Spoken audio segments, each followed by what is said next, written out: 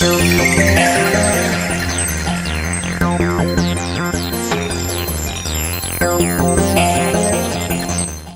is up, Squared Nation? Welcome back to No Counters, No Combos, and today we're bringing you a deck profile. I know it's been a while since I've done one of these, and I know I haven't really done one for Whis just yet, even though we did have some remote Battle Chamber gameplay with him on the channel. This deck is so weird. I've been playing it, I've been testing it, it's been like on and off with me, but I feel like I found a really solid build, and I think the best thing about this deck is how efficient it is with its energy. Like, if you're into the whole resource management game and you really like playing your strategy without having to commit too many resources to it, I think this is the deck for you.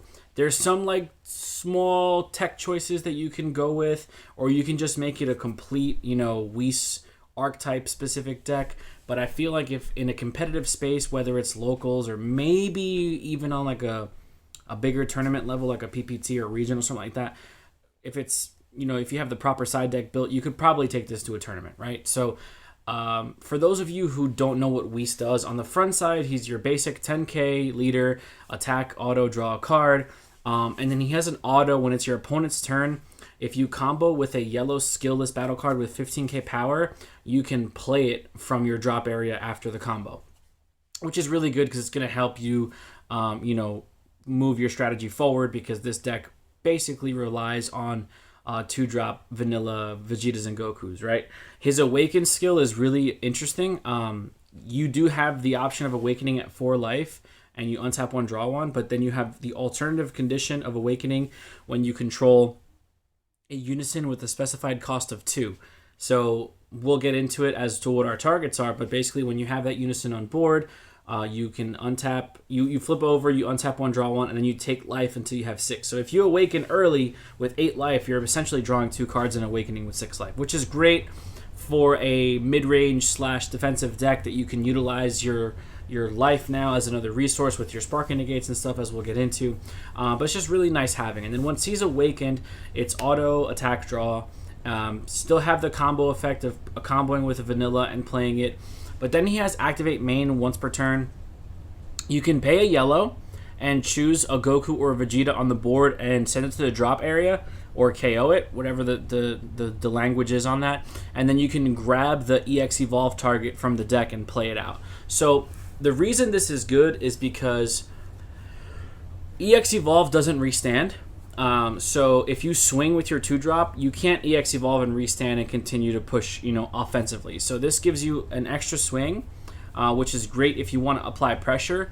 But if you do want to go ahead and activate the EX Evolve from the hand, it is just 1 yellow energy. And when you do EX Evolve from the hand on top of the card of choice, you do get to draw a card. So there are some, some benefits, some pros and cons to doing both. If you're looking for more of an offensive push, you might want to activate the leader skill. If you're looking for more hand advantage, you might want to just activate it from the hand.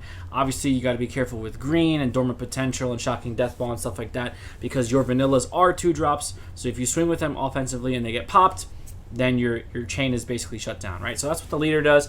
Getting into the deck itself, I'm playing 2 Poutine just because it's a yellow deck that does tap a lot of stuff down, and pretty much everything in the meta right now is played off of a skill. So Poutine does get a lot of value, especially because she has barrier. So there's not a lot of barrier hate right now. There's not a lot of barrier removal. So if your opponent has to navigate around Poutine, you can kind of pick and choose what comes out in rest mode and what doesn't. It just kind of helps you prolong the game, which is what you want to do, because you want to get to that later, 5, maybe even 6 energy to finish off your opponent. So Poutine really does help with that. We are playing the Supreme Kai of Time Secret Rare. This is completely optional. I don't think this deck really requires a secret rare. I have seen people play Cell X. I have seen people play the Gotenks from set 10. So there are a couple of flex spots here, but Supreme Kai of Time is just a really good, energy efficient secret rare that helps you deal with your opponent's board if they start to get out of control. So I chose to go that route. And then your pseudo secret rare would be your Fu Shrouded. For 6 energy, you just windmill slam this guy on the table, and he kind of just wins games, right? He's a 25k double strike, overwhelm 6 for 10, or overwhelm 10 for 6 rather, and it just shuts off your opponent's skills for 2 turns, except for their leader. So you just gotta be careful with hit. Reboot hit does directly deal with this guy, but other than that, you should be smooth sailing if you can build up a board with Fu in combination with his effect. Zamasu super combo, again, it's probably the best super combo in the game for yellow and blue. And just because we're playing a, rest your opponent's card strategy, this is definitely the way you want to go. So Zamasu super combo. You can make the argument for Krillin because you're charging basically all yellow. So if you're into the more draw-centric super combos, that's the card for you. But if you want to play more defensively, because this deck does do a pretty decent job of drawing cards, Zamasu is the way to go. One Further Instruction Champa. I feel like every deck should be playing at least one Further Instruction Champa, and I don't count Further Instruction Champa as part of my 50, so most of my decks right now are at minimum 51 cards with one FTC. I just feel like sneaking that double strike in for damage if you really need to, it's just going to put your opponent off tilt, and your Gokus are swinging for critical, so if you can go ahead and give him a double strike on it, you're going to get just infinite value that way. It's just nice having it. Does it resolve all the time? No, but if you catch your opponent off guard and you're not expecting the Champa, it's smooth sailing for you from there. So we have the Vados Unison, right? So Vados is really interesting. She's 2 restricted yellow, so she comes down for 2, 15k attacker. She's the only Unison in the game right now that has an auto combo effect, basically pumping her up to 20 for just that battle. The interesting thing about her also is when you're playing the Whis specific stuff, if you're comboing the vanilla out of the drop area, he's going to come into play with your leader skill. So you're just recycling your 2 drops and, being able to go up the chain that way, which is really nice. But giving your Unison essentially a 5k combo is really nice. Also, the +1 effect is basically just choose one of your opponent's battle cards and switch it to rest mode, which was, again, poutine, stuff that we want to do. And, of course, it does help kind of just prolonging the game in our favor. Next is the 2 and 3 drop Goku. So we'll go over these together. 2 drop, pretty standard, 15k vanilla, nothing special about it. And then the 3 drop is the EX Evolve for 1 yellow. You get to draw a card, or you get to play it off the leader skill out of the deck for 1 yellow as well. When this card attacks, he's 20k critical, and then you can choose one of your opponent's cards in rest mode and KO it. Yellow has always had an issue with spot removal, and this Goku really kind of shuts that off now. Being able to rest your opponent's battle cards, obviously that don't have barrier, and then just dealing with them without having to worry about attacking them, because Goku's a 2 for 1, right? So if you're swinging at something and then you're popping another thing, if you get to KO both of those, you just got rid of 2 battle cards for your opponents that want to go wide or that want to build up a board. You can kind of disrupt that strategy. He's a really good card. And pay attention, the Gokus and Vegetas do not have unique. I know unique is a really big keyword right now in the game, but these 3 drops do not have unique, so you can spam the board with multiple copies of them if you're able to do so. The next card we're going to go over is the Vegeta, the 2 drop 15k vanilla, not an issue. Then you have your 3 drop EX Evolve for 1 draw card. This guy's really good because he's a 20k double striker, so you have the critical on the Goku and the double strike on the Vegeta, which is nice. And then Vegeta, if your opponent activates a counter skill in response to his attack, he gets to restand. So he's kind of like the Servant Vegeta that the Majin Vegeta deck plays, the 30k double striker. Similar to that, I like cards that maybe not punish your opponent for playing counters, but make your opponent think about playing counters, because counters are just there's so many of them right now. And whether it's a counter attack or a counter play, Vegeta will, get some type of benefit off of that. So essentially they have to deal with him twice, right? Which is a really good card. And then Bulma. So Bulma, originally I wasn't playing any Bulmas because I thought this card was garbage. But I had trouble getting into my vanillas because you're only playing 8 copies, right? 4 Gokus and 4 Vegetas, and that's really not enough. For a deck like this, you kind of want to hover around maybe 12 to 16 copies of vanillas. I know from experience from playing Skillless Gohan and Skillless Goku, you kind of want to see them as often as you possibly can, and I feel like 12 to 16 is a really good ratio. But for this deck itself, you don't really have any other options aside from these 8. So Bulma essentially acts as 4 more copies of your vanilla. When it's your opponent's turn and you combo with her, she has 0 cost, 0 combo power, but when you combo with her on your opponent's turn, she combos with a 2 drop out of the deck. So if you don't have any vanillas in hand, you can go ahead and activate her skill to bring a vanilla to combo, and then you get the effect off of the Whis and so on and so forth. So it's just another engine starter. If you're seeing her late in the game, you can just charge it as energy. It's a great card to charge later on if you don't really need it. But early on, you need to see your vanillas as often as possible. So the fact that Bulma can not only bring them out from the deck, she also helps you thin the deck out, which is really good because then you'll be able to see more of your quote-unquote power cards that you really need.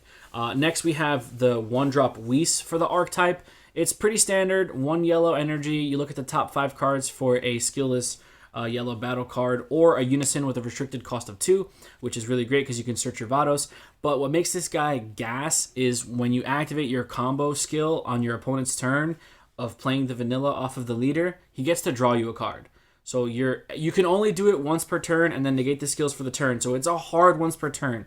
You can't proc multiple Whis on the board at a time, which would have been nuts, but you can't really do that. So getting that extra draw, though, is really crucial because you're comboing out of an attack, hopefully playing a battle card and then drawing a card. So you're kind of plussing 1 if you really think about it virtually there.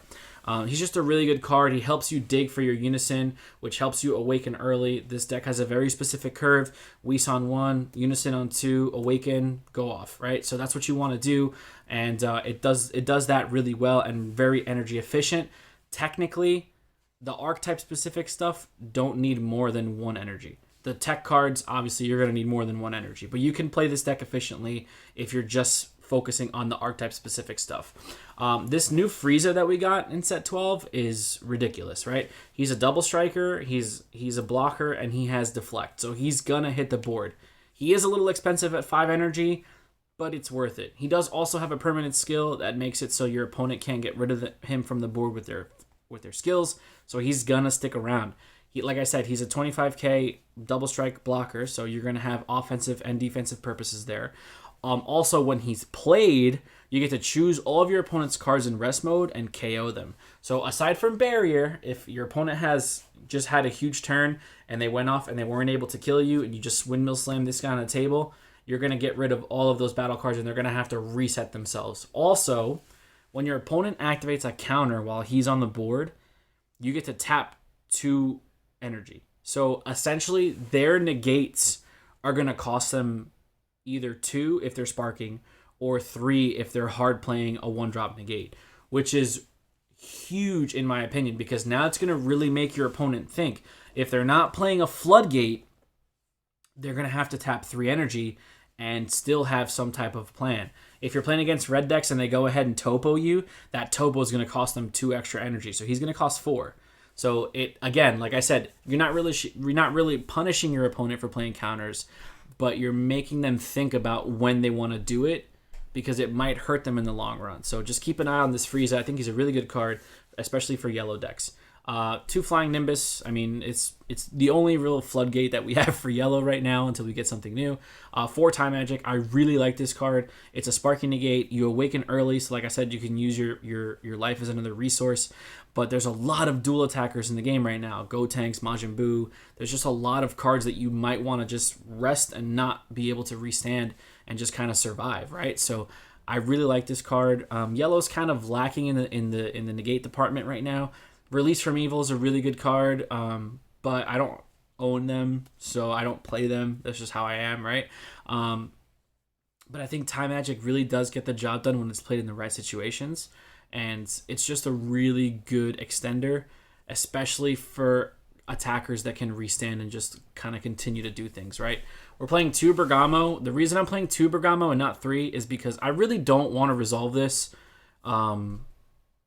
You really don't. I mean, if you can resolve it twice, that's really great, but you're really never going to resolve it more than twice. And I don't want to see this card early. I want to see this card late, especially because he costs 2 energy. Like I said, everything else in the deck is super efficient and super cheap when it comes to energy cost, but your tech cards is what's going to cost you more, right? So you don't really want to put yourself in a situation where you feel like you have to tap out to play Bergamo and then your opponent's going to have a follow-up and just kill you. So it's very situational as to when you want to play these cards. But the fact that Bergamo taps down cards with barrier is really huge. And he can also tap down energy. So if your opponent, if they're trying to make a huge push, you could Zamasu and then go ahead and Bergamo and just kind of stop them in their tracks. Again, that's the whole point of survivability when playing yellow, because offensively you have a really good answer to cards in rest mode with your Goku. We're playing 2 Swift Retaliation Coolers. I feel like every yellow deck has to play at least 1 or 2 of these guys. Just being able to stop your opponent's defense, and if they're for some reason activating a counter against Frieza, like they're gonna have to pay 2 extra for that, and then you're gonna go ahead and negate it. It's just gonna really feel like a bad time. The bonus of playing Cooler in a yellow deck, obviously you get to draw a card when he's played, but if you have 6 cards in rest mode, when you play him, you get to draw an additional card. And it's just a 15k swing on board or 5k combo, depending on how you want to use it. He's just a really good card, especially when you're pushing for that last game. You know, Mira, Champa Battering was such a huge combo back in the day. We don't have Mira in this deck, but we still have Champa and the Cooler. So for essentially 3 energy, you can almost guarantee yourself a win if your opponent's sitting at 2 life and you have enough resources to push for that final damage. Now, the last 2 cards we're playing in the deck is 2 Vegeta Unison of Fury.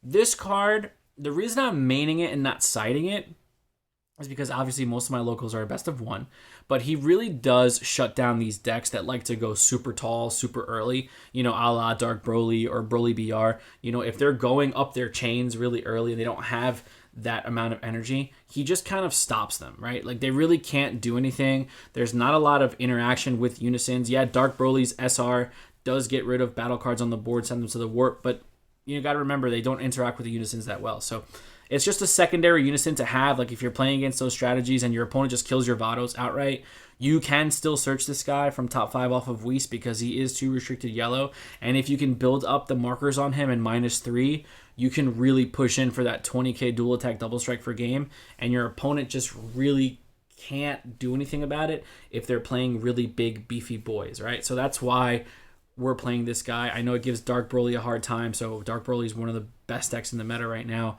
You got to have answers to it. Also, his -3, you know, if you know your opponent can't, basically they can't like untap a certain amount of energy or something like that. But the main reason he's in here is for his -1 and his -3 to go for game. So that's pretty much the deck that I've kind of orchestrated here. Can there be better builds? Absolutely. Can there be worse builds? Absolutely. If you're taking the expensive cards out, like the Secret Rare, and, you know, I think that's really it. Like, the Supreme Kai of Time Secret Rare is, like, sitting at, like, $200 right now. And I think foil Vegeta Unisons are, like, 20. So if you take the Supreme Kai of Time out, aside from the Vegeta Unison, this deck is super budget. You could probably build it for around $50 to $60, depending on, you know, what type of rarities you guys want to get or whatnot. But it's fairly cheap. It's super energy efficient. It's a pretty easy learning curve. And for somebody who's especially just getting into the game, I think this is a really good deck. So let me know what you guys think in the comments down below. If you haven't, please hit the subscribe button. We just hit 2,200 subs the other day, and I can't thank you guys enough. I really want to try to get to 3,000 before the end of 2021. And then once we get to 3,000, I promise we'll do a nice giveaway for you guys for all the support and the continuing support that you've given us here at No Counters, No Combos. Also, don't forget to hit the notification bell so you can stay up to date with everything No Counters, No Combos. We'll see you guys in the next video. Be there or be squared.